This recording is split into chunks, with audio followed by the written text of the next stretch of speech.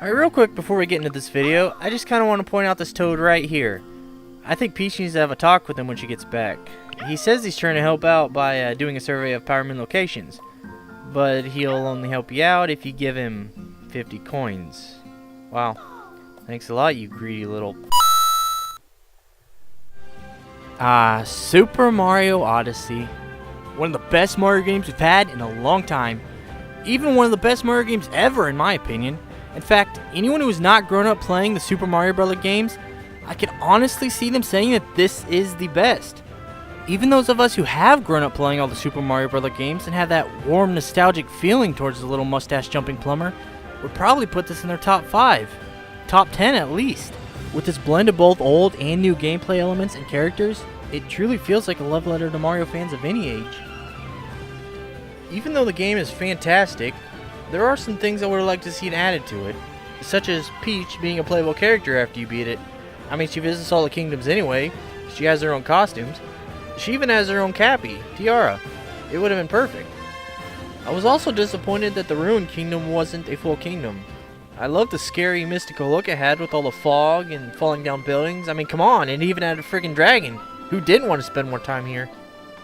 But who knows, maybe we'll get those things as DLC later on.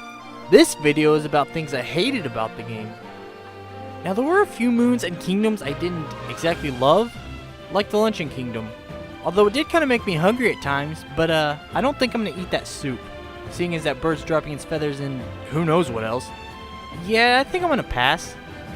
However, even though I didn't enjoy them a whole lot, I did get some form of enjoyment out of them. The things on this list, I did not get any enjoyment whatsoever. I hated them. I think the game would have been a lot better if they were not in it at all. So, here are my top 5 worst things about Super Mario Odyssey. Number 5. You know what the funnest thing you can do in this game is? Walking in a perfect circle. Or at least that's what this guy thinks. And he makes you do it in several different atmospheres, such as the moon and on ice. And once you finally get that score after trying and trying and trying and trying, you gotta do it again for an even higher score. And when he asks you if you want to do it just for fun and you tell him no, he acts like you just insulted his mother or something. I hate to break it to you, dude, but walking is not fun. I think I'd rather eat that bird crap soup after all. Number 4. So this next one isn't hard, not at all. It's just really tedious after a while, because you gotta buy a moon in every single shop. I wish it would just be one moon in one random shop that you had to search for, but instead it's one moon in every single shop. And even worse, at the end of the game, you can buy an unlimited amount of moons. Now granted, you don't have to buy these, but if you want to get that 999 completion, you're going to have to buy them. And you're going to have to buy a lot, like 150. So get ready to start farming for some coins, and get ready to take off a Saturday to do so. Number 3. When I first played the Goomba face match, I thought, this ain't too bad. It wasn't my favorite thing to do, but by no means did I hate it. No, my problem is with the Mario face match, because oh boy, is it hard. The first round is hard enough, but then they take away everything and you're just left with the outline of Mario and you gotta put all these disappearing things on and it's almost impossible. It took me forever to finally get this. I've heard of people putting a paper on the Switch and tracing it and then playing the game, and that's pretty smart, but stupid me, I played it the way you're supposed to play it. And boy, did I suffer. Instead of this Mario face match, I wish they would have done something more like the card match on Super Mario Bros. 3. You remember that? I used to love playing that. That would have been so much better to play that. But no, instead we got this, where it's going to take you like, a week to finish it. To anyone that's getting ready to play this, I just want to say, good luck. You're gonna need it. Number 2.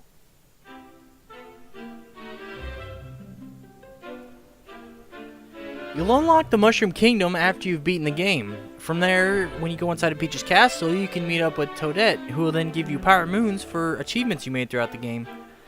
Now that doesn't sound bad or anything, except most of the moons that she gives you are for things you've already gotten moons for anyway, such as meeting up with Captain Toad so many times or herding sheep. I don't know about you guys, but I looked forward to collecting all the moons I could, and just having these 60-some moons just given to you for no reason sounds kind of cheap to me, and it kind of took a lot of the fun out of the game. Plus, you're going to have to stand there for like 10 minutes as she just hands you moon after moon after moon. And it's not fun. It just seems like such a lazy way just to have more moons thrown in the game. Number 1.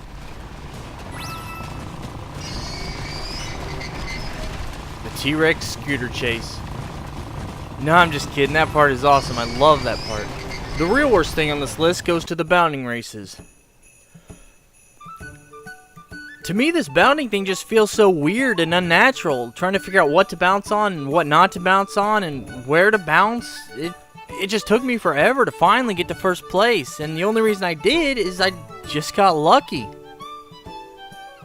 Probably the biggest reason I put this in my number 1 spot is I just think they missed a huge opportunity with this one. These bounding races were meant to resemble Mario Kart, so why not something more along the lines of a Mario Kart race?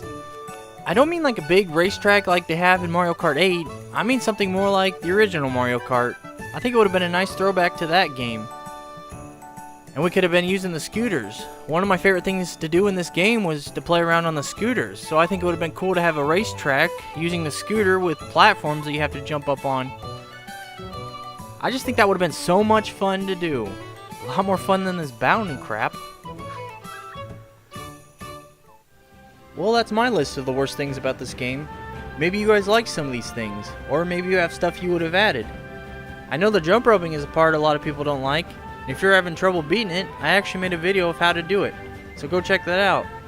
And be sure to like and subscribe, and I will see you guys later. Have a great day.